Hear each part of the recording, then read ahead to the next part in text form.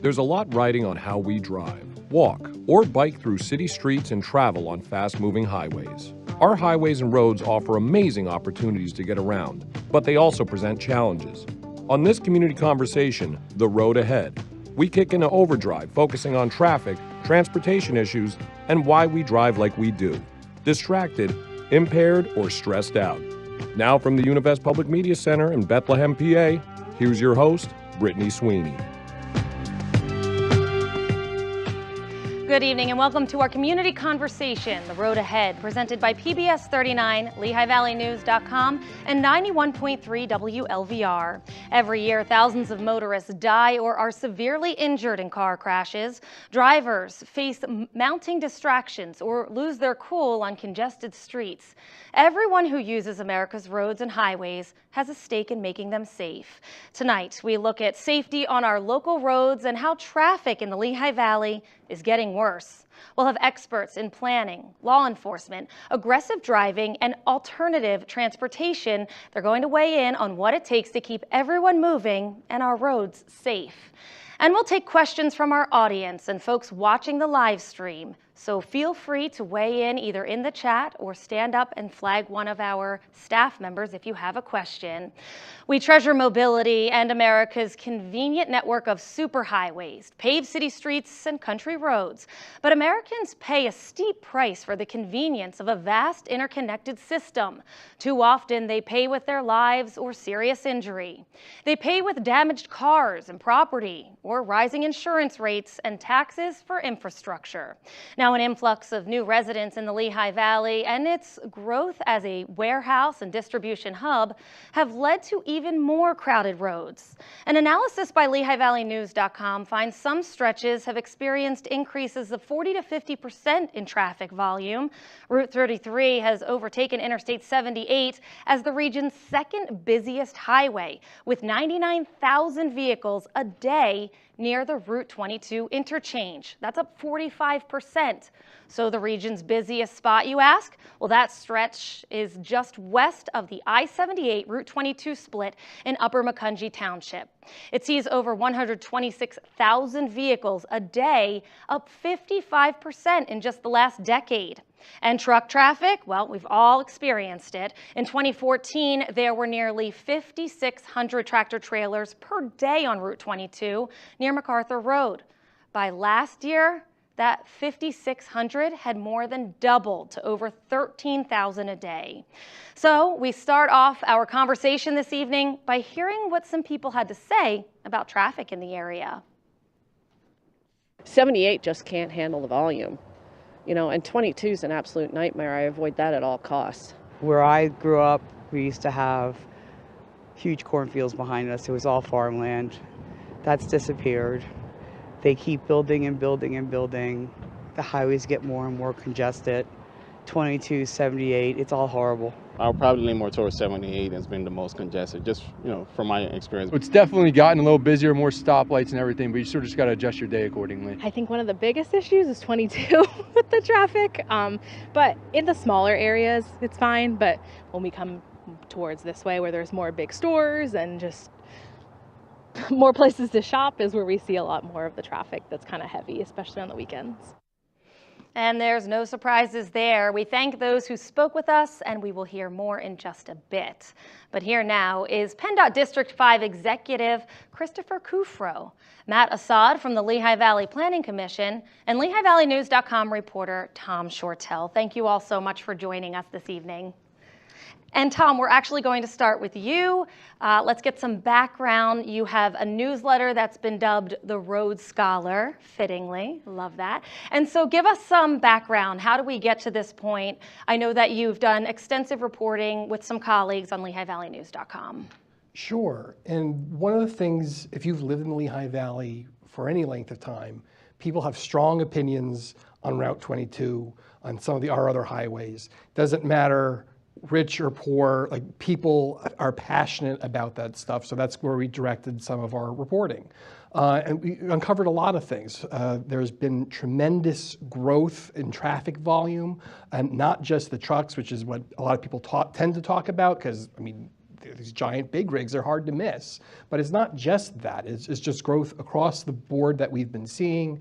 And while some areas, it hasn't really shifted a lot. Much of 22 in like Lehigh County hasn't seen tremendous growth.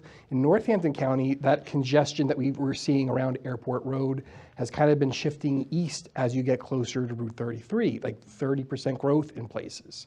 And it's not just on the main highways either. There are like Route 100's getting busier, Route 309's getting busier. There's just a ton more traffic. And that was kind of my focus, but many of my colleagues were taking a look at the aggressive driving that we're seeing. People are angrier when they're behind the wheel, and they're not necessarily taking a deep breath before they make decisions about how they're getting around. They're more distracted. You have a world of entertainment of just waiting for you in your hand. Calling your name, right? Yeah, and a lot of us aren't really good at separating ourselves from our phone, even when we have life and death decisions that we could be creating by not focusing on the road. Sure. We have reporting on how the next generation of drivers are being educated, and who is doing that educating, the opportunities that they're getting to gain that needed experience. And we had work done on the, excuse me, enforcement, particularly with drunk and driving under the influence. Sure. And these are all topics that we're going to get to this evening. I want to bring our other two gentlemen in right now. And so, gentlemen, we mentioned 78, we mentioned 22, all headache roads, right, when we think about traffic in the Lehigh Valley. And when we talk about some of that traffic, as Tom just mentioned, is it moving? Is it migrating? And Chris, let's start with you. Yeah, everything Tom said is accurate. We are seeing higher traffic volumes. I think you pointed out some of the areas of concern. No surprise, I guess, to most people who drive the Lehigh Valley. 22 significant increases. You know, we have, for PennDOT, we have a lot of projects planned. We work with the Planning Commission to develop a transportation improvement plan. So that's something that we work together on. We look at a 12 years out. We put funding together for that.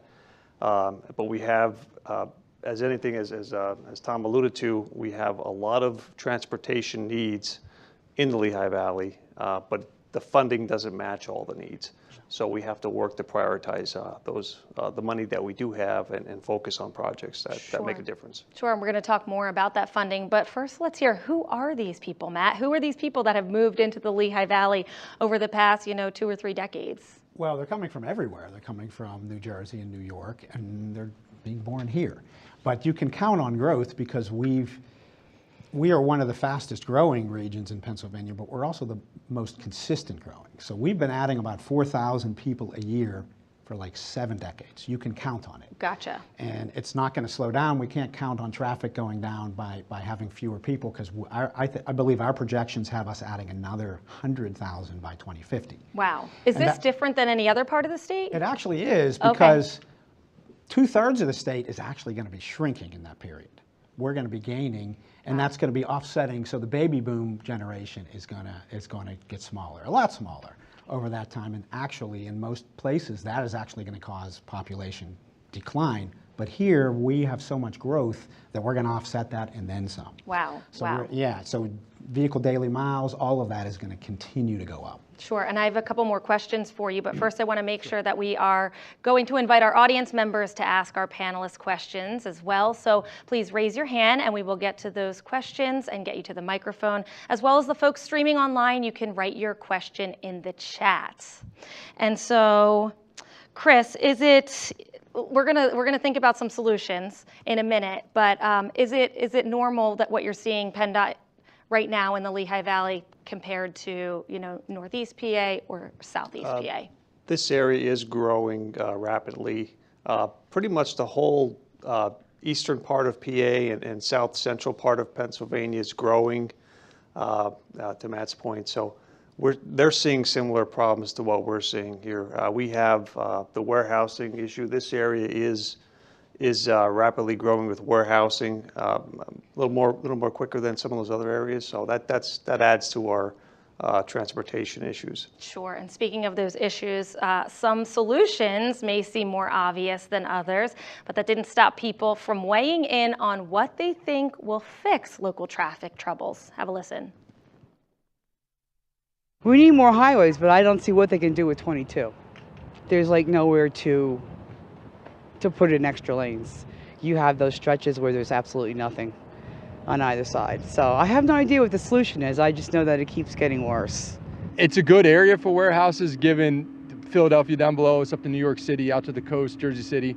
But until you can fix the issue of how to get trucks navigating around here a little better, I think it's tough to do. I always said we need a third lane on 22, but I don't know how that's possible.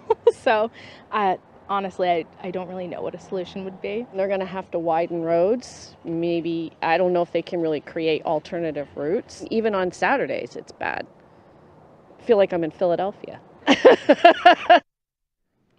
And Matt, you kind of chuckled at some of those answers here. Is it that easy? Is it just widening the road? Let's add another lane. Is it that easy to alleviate some of this traffic trouble? Widening the roads is not that easy. It's really, really expensive. I would also submit that anyone that's in a growing medium-sized region, and that's what we are now, we're a medium-sized region. If you want absolutely no congestion, you're going to be really disappointed.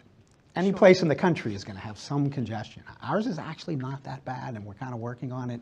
But to your point on widening the road or what we can do, we have a $4.9 billion long-range transportation plan, how much money we can spend over 25 years. And that's actually gone up a lot based on advocacy in Harrisburg and in Washington, and us just growing, and more businesses want to be here and more people want to be here. But it's not enough.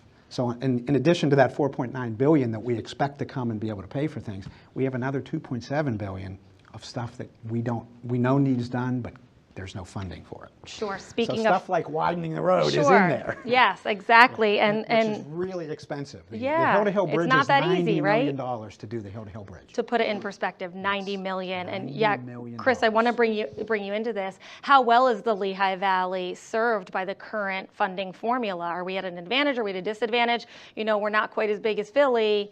We are a metropolitan area, though. Yeah, the funding formulas are broken down. Different pots of money have different formulas, but they're pretty generic. I'm biased, so I'm going to always want to see more money come into the region. But I think overall there needs to be a bigger pie across the state. But yeah, I think we should get more money. We definitely need it. You know, you're talking about 22. That's a big dollar figure. You know, we do need a lot of areas. A lot of upgrades are needed. There are a lot of places that we do need to widen 22 and upgrade. We have projects planned on 22 at some interchanges. So they're big dollar figures, so we got to find money for that. Absolutely. Tom, were you hearing some of the same things throughout your reporting? People are saying, you know, were they the same solutions over and over? Yeah, they were. One that came up quite a bit, people were talking about we need light rail or we need more rail services. And if widening 22 is expensive, I got some bad news for you. It is incredibly expensive, and it's kind of shame because we had rail systems in place. There were systems like that that got ripped out to make way for these highways. So for the convenience that cars offer over determined routes. And it's really hard and difficult to get that back. I suspect we might hear more about that later from someone a little more knowledgeable than me. Yes, we definitely will. Thank you for that input. And Matt, I just want to, you mentioned the Lehigh Valley Transportation Study. So what is that and how does that look, or what's your focus with limited funds? Well, the Transportation Study is the board that handles all of the transportation money that comes in. They are the approving board that handles. We sort of work for them, but we do the legwork, but they kind of approve everything regarding, I think the current plan is $633 million over 4 years. There's like 120 projects on it. So they have to vet those. They have to decide which ones get done and which ones don't get done. Sure, and something to keep in mind when you know, widening the road, it takes a while as well, right? And then that's more traffic trouble with construction and, you know, that headache that comes along with that. So it's not an easy fix is what you're both saying. There is Correct. no easy fix. Yeah, well, Thank you so much for your input today. We really appreciate it. And we are going to move on. And we mentioned trains and alternative transportation. So we're going to talk about that now. Alternative forms of travel are growing in popularity globally, and specifically in the Lehigh Valley in terms of an expanded trail network, walkways, and an increased awareness by drivers for safely sharing the roads with bikers and walkers. Now that's according to the Coalition for Appropriate Transportation, or CAT, which serves as a leading voice promoting alternative modes of travel, such as walking, biking, and public transit. I'm Scott with CAT, Coalition for Appropriate Transportation. And I would say today, welcome to CAT. CAT is a Lehigh Valley nonprofit focusing on biking, walking, and public transit. We support these modes for transportation, for recreation, for sustainability, for health, and community togetherness. Basically, we want to see a culture shift where bicyclists and pedestrians who ride the bus and people in cars and trucks can coexist in a way that everybody can move around safely and efficiently. We do see that population is increasing. You see a lot of development projects where we're putting in housing and apartments, which is great for the community, but we see that there's more people with more space. The demand for parking is high, so the incentives for riding a bike are even more pronounced. South Bethlehem is a very interesting environment because we have the South Bethlehem Greenway, which parallels 3rd Street and 4th Street, which are both very busy streets. 3rd Street sees 26,000 vehicles a day with a traffic light every other block. And that's why we see backups often in South Bethlehem. What that means for bicyclists is that it's a narrow street, you're sitting in traffic, there's nowhere to go.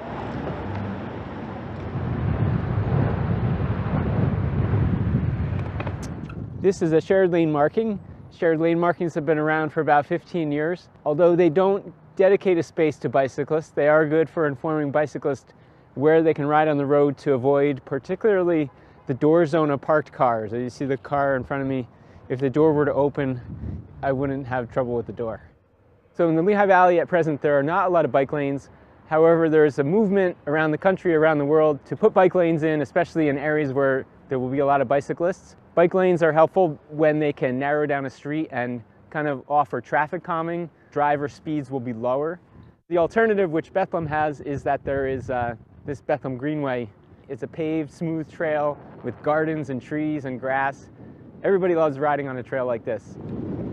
One of the best things about it, other than what's in Bethlehem, is how it connects to Hellertown, and then beyond that, Quakertown, which is 16 miles south of here, and everything in between. In our region, we call it the Link Trail Network, which is all the multi-use trails together and how they form a network. The big 4 tips for bicyclists are: number 1, to ride in the same direction as traffic, to go with the flow. Number 2, for bicyclists to stop at stop signs and red lights, because that helps everybody kind of cooperate on the streets. Number 3, we'll just say sidewalks are for walking. Business districts, bicyclists are not supposed to ride on the sidewalk, but other places it's legal. But we do acknowledge that pedestrians really have the right of way on sidewalks, and a bicyclist should slow down. The last one, number 4, is that bicyclists should have lights at night. Whether there is a bike lane or not, a bicyclist should be aware of their environment, aware of the dynamics of vehicles at the intersections. Motor vehicle drivers need to be aware of bicyclists on the road. They need to slow down. Regarding the political leadership and the local governments, we've seen a lot of care for biking and walking and public transit the last few years. They're all working on active transportation plans to improve safety and mobility for bicyclists and pedestrians. Some really great tips there. Another alternative: public transit. Here now is Owen O'Neill, the Executive Director of the Lehigh and Northampton Transportation Authority, also known as LANTA. Owen, thank you so much for joining us. Thank you. Thanks for having me. So talk about solutions. No one mentioned earlier public transportation. And so why do you think that is? Well, I mean, I've been in public transportation for 27 years, so it doesn't surprise me. I'm kind of used to it. But there's a lot of factors that go into it of why people don't really look to it, especially in kind of smaller metro areas like the Lehigh Valley. Although Matt had mentioned we're not a small metro area anymore. Sure. But the transit systems in kind of smaller metro areas tends to be very much a bus every hour kind of a system. They're bus only, and at best it's every hour. Also, the bus routes that are there are trying to do a lot, trying to serve a lot of different places because there's kind of a limited amount of resources. So the bus routes tend to be kind of circuitous, and because they're trying to serve a lot of things with each route. And then I think even though our communities have gotten a lot better over the last decade or so, we're really in kind of a deficit from kind of the post-World War II period where our communities really didn't invest in pedestrian infrastructure.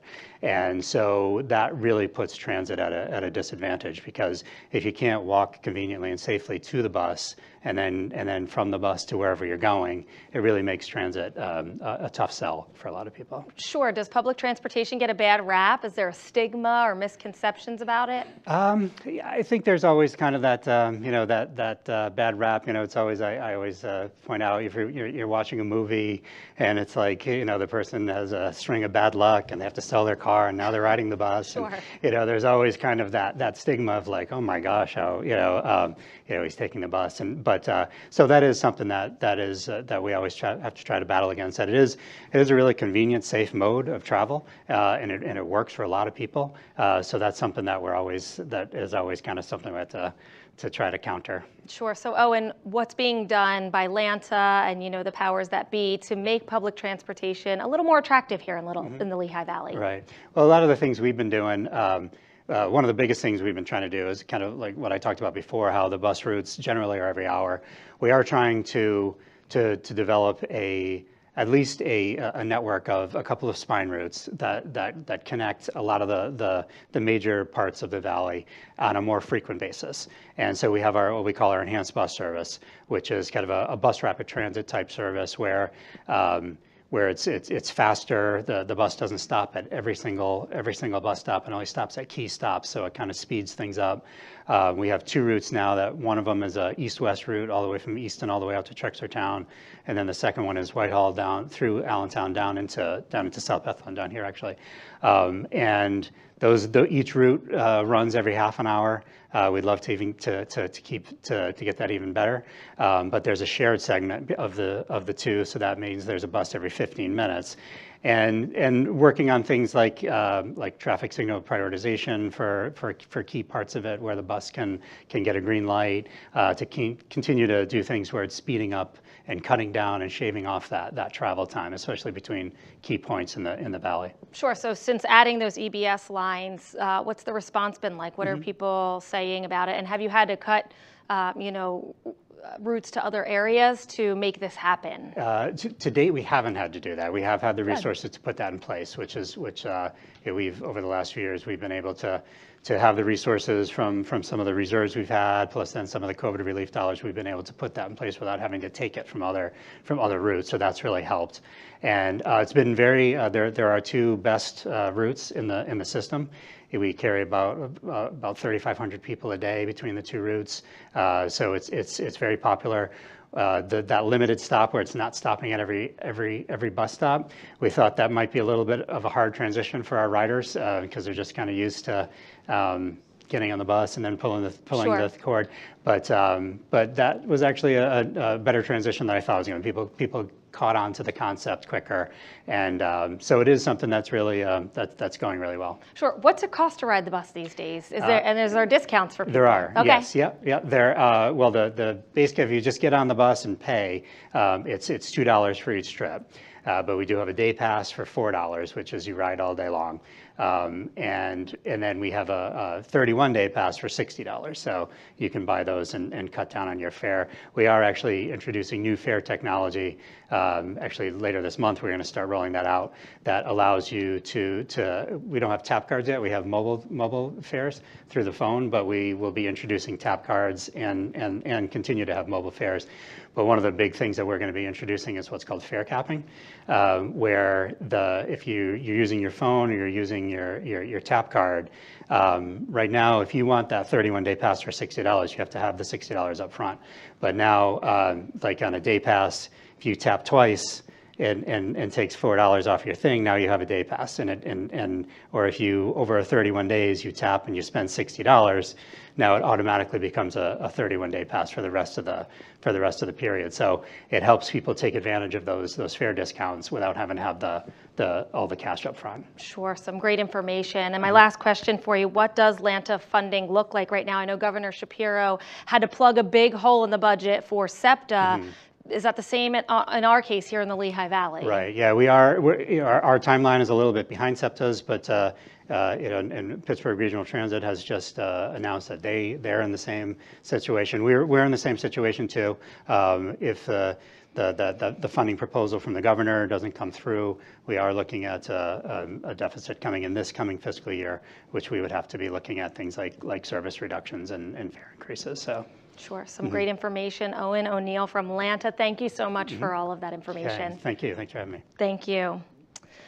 Well, so in general, how are motorists feeling about traffic locally, you ask? We asked some people in West Coastville Shopping Center just what they thought, and here's what they said.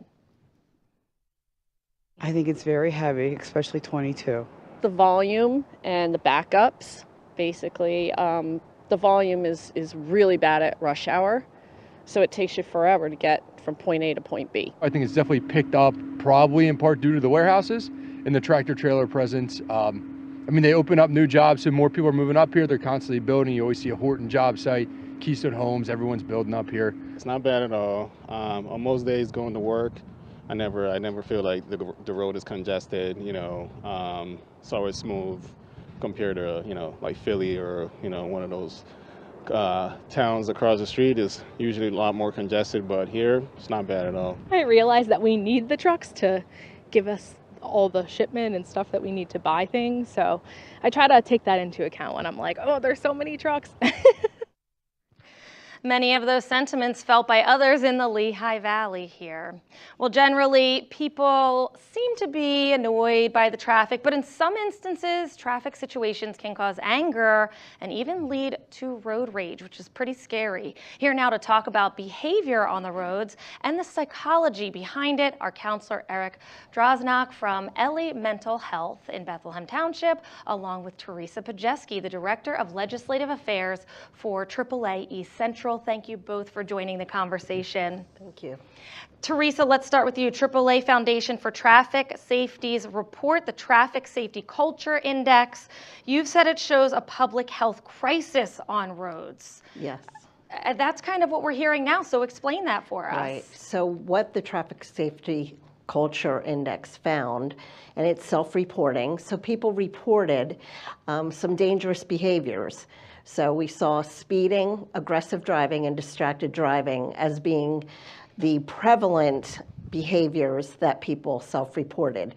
So we see that as a public health problem, a public health issue because of that, because there are so many people who realize the dangers of driving distracted, of aggressive driving, and yet they have self-reported that they've done some of these actions in the past 30 days. Sure, we're going to talk more about distracted driving and that kind of thing, but Eric, aggressive driving, road rage, it seems like we're hearing about it more and more, and like I said, it's scary. So why are we seeing this more, do you think? Well, along with that public health crisis, and whether we're looking at our own national organizations, when we're looking at world organizations, we're looking at this huge mental health crisis. The reality is that life's stressful. Many of us are working 40, 50, 60 hours. We're commuting an hour, hour and a half one way. It's a lot of stress. The idea of an 8-hour workday gave us a third of the day at home, a third of the day at work, and a third of the day to sleep. Well, when you're working 10 hours and then adding another 2 hours into that, you're really losing a lot of downtime. And in that, we're also losing connections because we all have work family. We use that term kind of jokingly, but because we spend so much time with these people. But we're not spending as much time with our family. We're not involved in bowling leagues, softball leagues.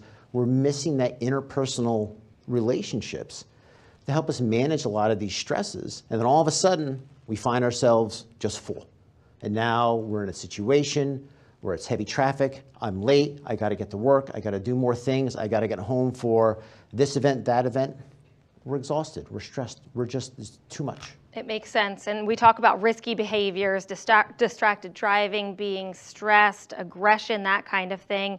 Is it more dangerous on our roads today, Teresa? Is there any reports that support that? Is it getting worse? Well, I think it has definitely gotten worse over time. I think we see more traffic on the roads, as we've heard tonight.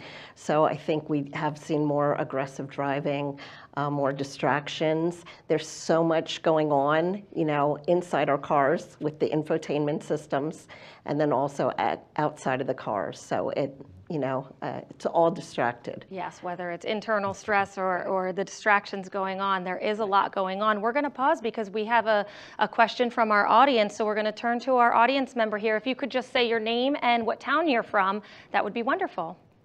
Hi, I'm Tina Cantelmi, and I'm from Bethlehem, the city of Bethlehem.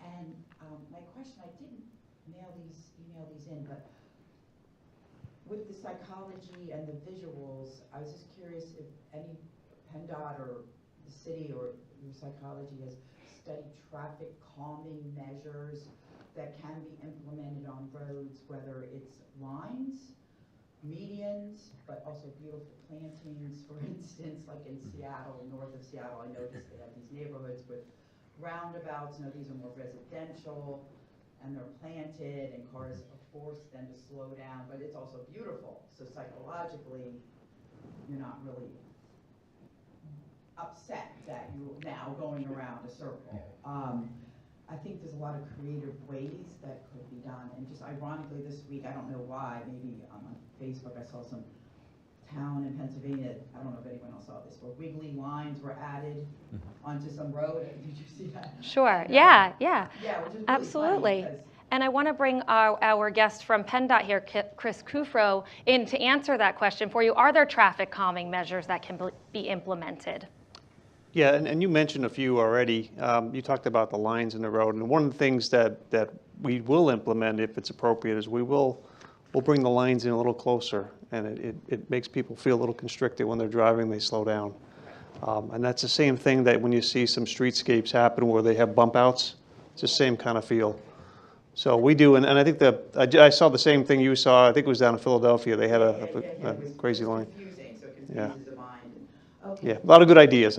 Yeah, sure. Absolutely. Did you want to weigh in? Well, there are several projects now sort of in the queue. There's one in Bethlehem that's going to have traffic calming measures along Broad Street. There was one in Allentown yesterday that they talked about traffic calming measures along Jefferson Street, and they've gotten grants through the state to do that. So I think those are always options for any project that has particularly a safety issue. Absolutely, and there are things that can be implemented on the road. I want to turn back over to here. Eric, is there things you can do in your car to calm yourself down when you're in traffic? Not to make it too simplistic, but just be in the car.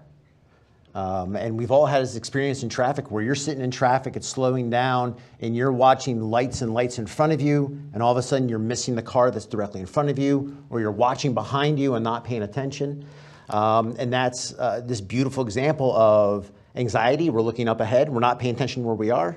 Depression, we're looking behind us, we're not paying attention to what's going on. Right? That distractive driving isn't just outside of us, that distraction's inside of us. And when we talk about depression and anxiety, right, and we're distracted, we're not here, we're worrying about the next thing. And so often we're not in the car. We're planning to what we're doing once we get to the desk. Once we get home, what's going on with dinner? What's the shopping list? We're never in the car. So the biggest thing we can do is just be in the car, just drive. Sure. Teresa, according to AAA, who's the safest driving group, and who's the most dangerous? So the safest driving group was found, according to our Traffic Safety Culture Index, to be older women who log less miles, and that's found to be the safest. And then the most dangerous drivers were found to be young men. They log a lot of miles. They have older vehicles generally, and those older vehicles don't have the safety features that the newer vehicles would have. Sure, and so this is National Distracted Driving Awareness Month, so a good time to be talking about all of this. Distracted driving, it leads to all sorts of different things, car crashes, that kind of thing. And distracted driving is outpacing alcohol-related or substance-related crashes. And so how is AAA combating that? What are some of the things set in place right now? Well, we have distracted driving messages. Don't drive distracted. If you take your eyes off the road just 2 seconds, it can double your chances of being involved in a collision. So try to get that message out there and educate the public how important it is, as Eric said, to be in the car, focus on the driving task at hand. You know, making sure that you can have that visual, you have enough space between you and the vehicle in front of you. Sure, and Eric, I want to ask you, you know, on social media, we see people have, they're a little bit more brave, if you will, to say things. Does that same kind of psychology play when you're in your car? You know, I don't know these people, so I don't have to treat them nicely. Do you think that's the same mentality? We are all the main character in our story. The main character always makes it through. Everyone else is a supporting character, is an NPC. The main character always makes it, and that's one of the biggest mistakes we all make. Right? When we're stuck in traffic, we're part of traffic too. Absolutely. Teresa, what's the biggest takeaway, would you say, when it comes to distracted driving or just traffic when you're getting overwhelmed by it? I think, first of all, make sure that you make the adjustments to your vehicle, mirrors, GPS. Take care of all of that before you pull away from the car, from the house or the curb. So very important, so that you can also put your phone aside and don't pay attention to that. And there's programs you can put in place on your phone, correct? Yes. That'll answer for you and say, Right. I'm driving right now. I can't get to it. Right, I can't get to the phone. So that's so important because it's not worth the risk. Absolutely. And Eric, advice for those getting in the car, maybe stress of the day, what should they think twice about as they're getting into that vehicle? You know, in the past, I've had the opportunity to work with drivers and help train them, and I would always remind people, what are you staying safe for? Why is it worth your patience? Instead of worrying about the meal, worry about seeing the family, making sure you get home. You know, don't worry about getting to work. Worry about the people you're going to interact with today, or just something that you can enjoy. Be in that. Like, I don't care. Be a rock star in your car. Put on some music and be nice and loud. Whatever it is. Go. Bring yourself into the car. Some great information. Teresa and Eric, thank you so much for joining us for this conversation. And according to the Bethlehem Police Department, speeding plays a major role in traffic safety, as many of us know. Yet Bethlehem and other municipalities and police officers in Pennsylvania are prevented by law from using radar to time speeders. Lieutenant William Adelo says with more tools, local police could enforce speed limits more effectively and reduce crashes caused by excessive speeding. We're out here on Stefco Boulevard. The speed limit here is 35 miles an hour. This is one of the most complained about areas for speed in the city. Sending an officer out here with a stopwatch. This is the only method that we have to combat it. Pennsylvania is the only state in the country where municipal officers cannot utilize radar. The state police can in Pennsylvania, but we cannot. So that puts us at a huge disadvantage for enforcing speed. We get more calls about speed-related complaints than anything else. Lieutenant William Audello leads the Bethlehem Police Department's traffic unit, which consists of himself and 4 other officers. What we utilize is 2 lines and a stopwatch. It's just a stopwatch that has math programmed into it to give you the speed. That one was 36. The stopwatches calculate the speed based upon the distance between the lines and the vehicle going through them. These stopwatches too, they have to be calibrated every 6 months, so we have to pay for a company to come in and make sure that they're legitimate. Right now we have 57 speed lines in the city of Bethlehem, but there's 248 miles of roadway. Last year the City of Bethlehem Police Department issued 7,150 traffic citations. We issued just under 3,000 warnings, but out of all the traffic citations that we issued, only 358 were for speeding. When you only have 2 lines that are in a specific place and in a stopwatch, you can only do so much. 50 miles an hour. You can either work in teams or you can do it solo. The timing officer will report all of his information, so speed, the amount of seconds that the vehicle took to pass through those white lines, and then it's up to the officer that was in the chase car to issue the citation or issue a warning.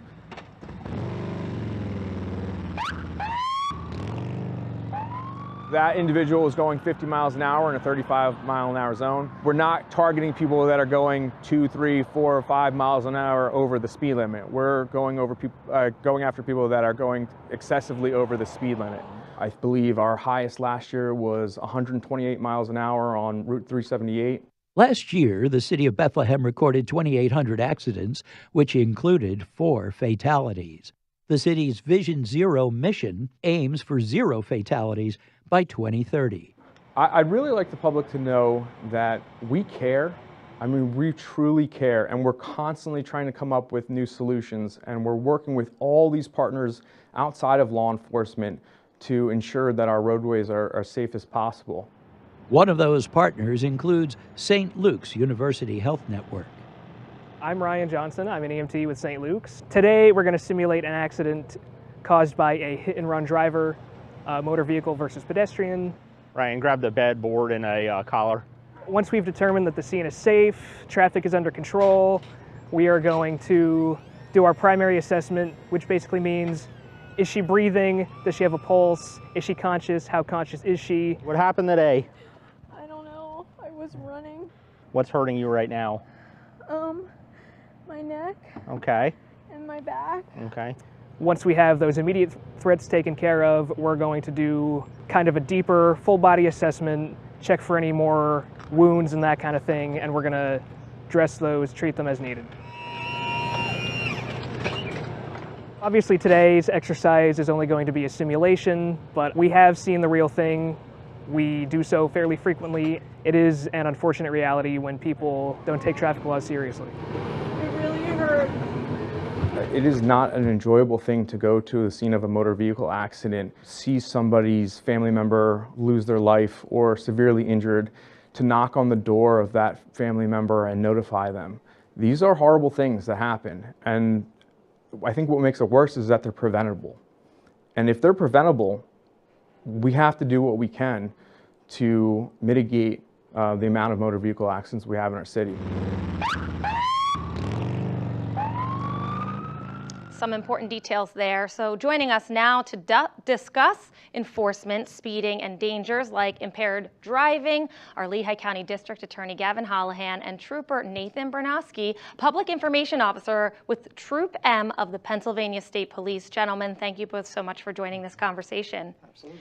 And so we heard how the local police departments kind of clock speed and kind of pull people over for that. Trooper, I want to come to you first and talk about using the radar. I know we mentioned earlier in the program that the state police are the only ones who have that technology right now. Why is that, and do you see that going to the municipalities? As state troopers, we have an essential tool that we permitted to use the radar for traffic enforcement. The radar is tested before every shift before the trooper utilizes it out in the field. Last year in Troop M, which comprised Bucks County, Lehigh County, and Northampton County, we investigated over 6,300 motor vehicle crashes. The majority of those crashes had to deal with vehicles traveling too fast for the conditions. So the radar is an essential tool to slow down traffic, especially in this area. Last year, in 2024, we wrote, as a Troop M, over 27,000 tickets. A large majority of those tickets were speed related, in addition to we issued over 22,000 warnings, again, for speed. Is there any reason why local police municipalities wouldn't have that technology? Is it expensive? Is it just take a lot of resources to use, that kind of thing? That's something that the state legislature is going to have to take a look at, and I know they talk about it quite often, but for now, as state troopers, it is an essential tool in our arsenal. We teamed up with the Allentown Police Department back in February on American Parkway between the hours of 9 a.m. to 11 a.m., and we stopped a lot of motorists utilizing the radar, where we partnered with Allentown Police Office. During that time frame, we wrote 26 tickets in a 2-hour period, and 23 of those citations were for speed utilizing radar. Gotcha. We're going to talk more about that momentarily, but as DA, Gavin, you're responsible for prosecuting cases and upholding the law, of course. So where do traffic violations and distracted driving fit into all of this? Well, on the one level, they fit in on the very low level until they don't anymore, until they become on a much higher level, much more important, and that involves crashes with serious injuries and with fatalities.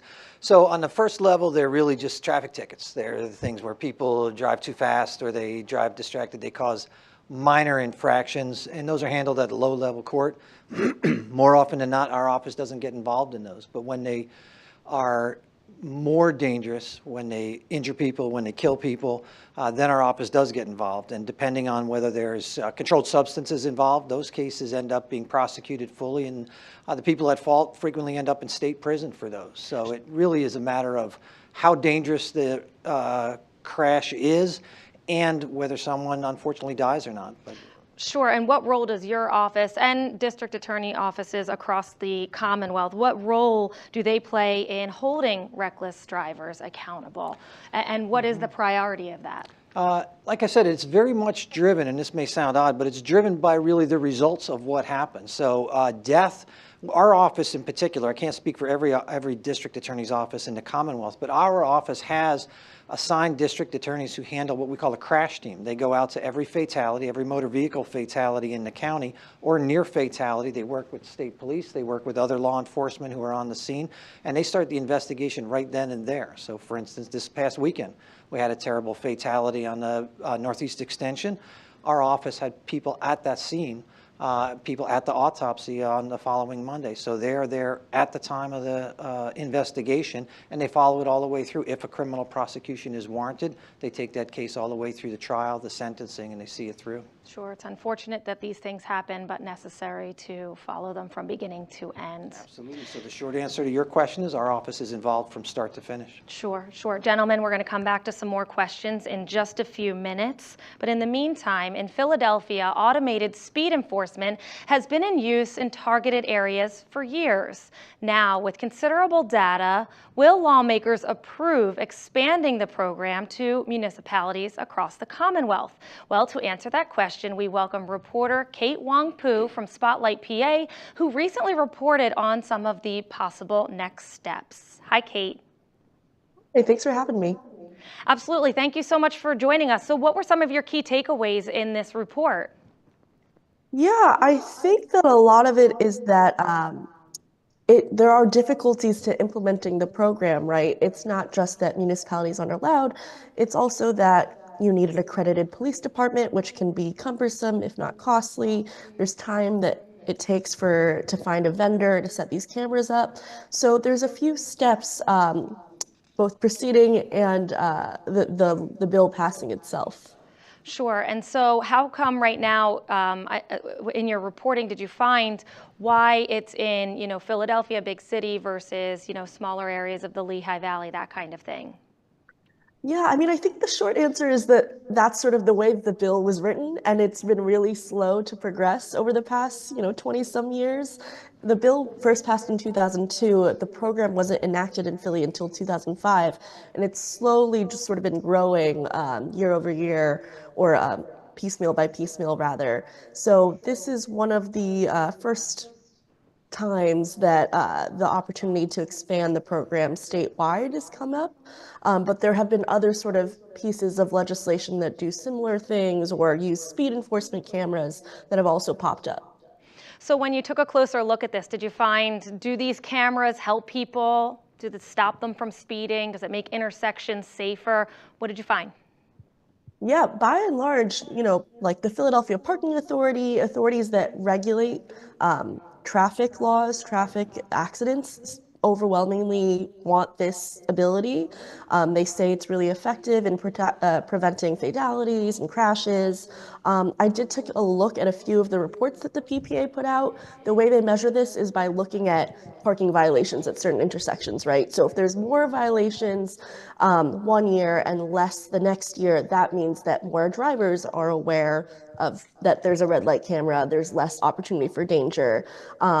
The PPA report from last year showed that it's not uniform across the board. Not every intersection resulted in a decrease of violations. But that being said, the PPA is still very enthusiastic about using this as a tool. Sure. It sounds like it would be a positive if you're, decreasing the amount of people speeding through an intersection. But what were some of the downsides of using these cameras? Yeah, a lot of residents are saying they're concerned about like privacy issues. This does involve, again, taking pictures. The PPA does say that the photos are destroyed after they're used. That's definitely one concern. There's also concern from motorists that, you know, this doesn't solve the underlying issue of poor traffic engineering. So if an intersection is really congested, then having a camera there doesn't solve the problem that the intersection is still congested. We'll have to check out that report on Spotlight PA. Kate Wong-Pu, thank you so much for joining us. Yeah, thanks for having me. And back to our folks here in the studio. Gavin, I want to ask about red light cameras in Lehigh County. So is this something that we would see? I don't believe you're going to see them anytime soon, but they're certainly valuable at certain locations. I think they would be very valuable enforcement tool if we can get them to work. Sure. Is this something that the state police has ever looked into, or is it radar right now is your main tool? Radar is our main tool. That's the best tool we have right now to stop speeders. Sure. If you had unlimited resources, would we use those radars more or less, or just as much as we're using now? We prioritize traffic enforcement. Troopers have a unique job where not only do they have a dual job of the vehicle code, they also have the crime code also. So you're going to see troopers prioritizing traffic enforcement. However, they have other duties throughout the day, such as court and for following up on further investigations, such as interviews and follow-ups in that area. Sure, it's multifaceted here. And Gavin, we've seen an increase in the area in drunk driving, people driving under the influence. What does that look like right now, and why are we seeing those numbers climb? We are definitely seeing an increase in the number of people driving under the influence, both of alcohol and drugs. So controlled substances, we're seeing an increase in opioids. We're also seeing an increase in marijuana, people driving under the influence of marijuana alone and in combination with alcohol. Part of that, I think, is attributable to the medical marijuana. People somehow think that if they have a medical marijuana card, they're allowed to drive under the influence of marijuana. You're not.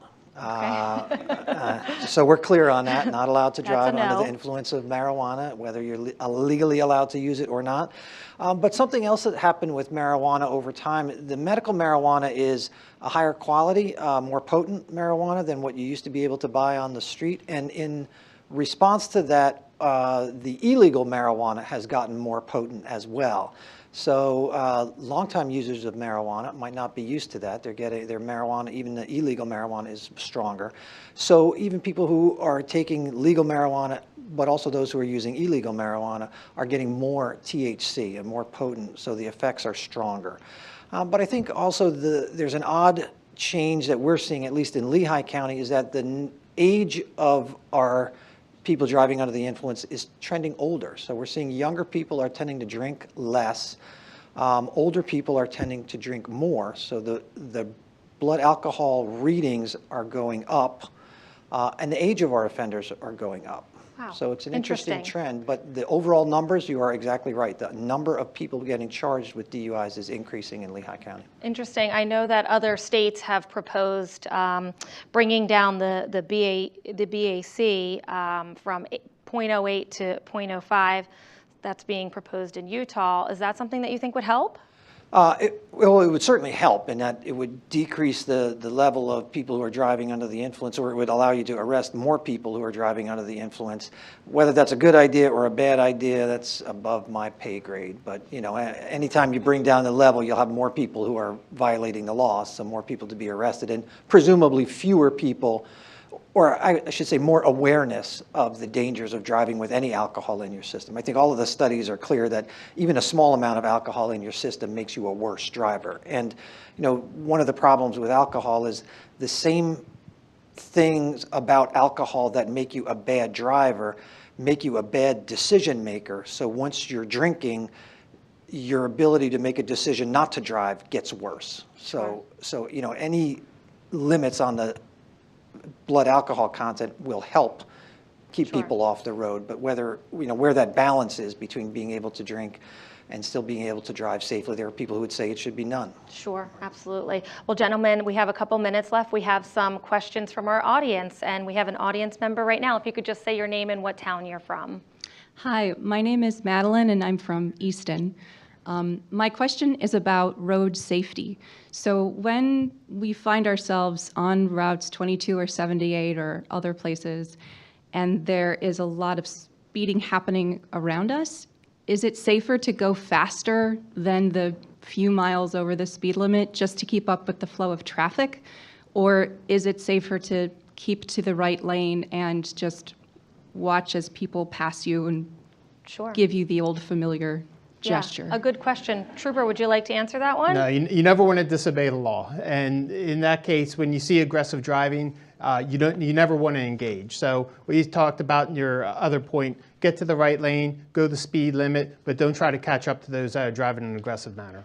Does the same thing go with if someone's being aggressive? You don't answer it with aggression, right? You kind of just go to the side and correct. So road rage is aggressive driving coupled with a criminal offense, such as harassment or terroristic threats or assault of some sort.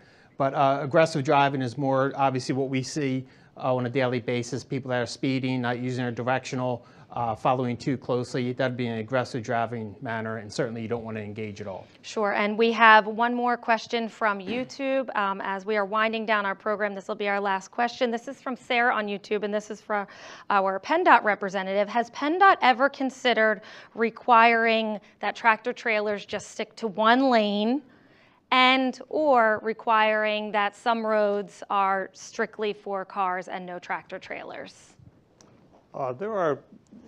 That's very difficult to just have isolated to one lane. We do have situations in areas where we have truck climbing lanes where we would want to restrict the truck to the right lane and keep them on the right lane and allow vehicles on the left lane just to avoid any issues for accidents. But and restricting trucks altogether, trucks have a right to be on the roads.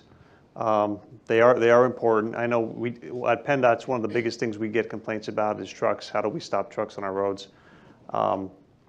It's a very difficult situation, and we try to accommodate as much best we can. So at PennDOT, if we're designing something, we design for trucks that they can accommodate. The bridges are designed for trucks. Intersections are designed for trucks, turning movements. But it is very difficult. But there are some situations where we do restrict trucks, and that's because of geometry or geometric issues on the roadway for safety. Sure. We have an audience question, but we can get to that after our program ends here on PBS. We can have you ask the question of our experts who are here in the studio this evening. But in the meantime, I want to thank you both, Trooper and Gavin Holohan from Lehigh County, the District Attorney, and our Trooper Bronowski from the Pennsylvania State Police. Thank you both so much for joining us and answering these questions tonight. Thanks for having us. Absolutely. And that's all the time we have for now. That will do it for our community conversation, The Road Ahead. We want to thank all of our guests for joining us, and of course you for watching. We'd also like to thank the St. Luke's University Health Network team for having its Simulation in Motion truck here this evening. For the folks who are in our studio, folks are invited to check it out after the show. From all of us here at PBS 39, 91.3 WLVR, and LehighValleyNews.com, I'm Brittany Sweeney. Have a good night and drive safe.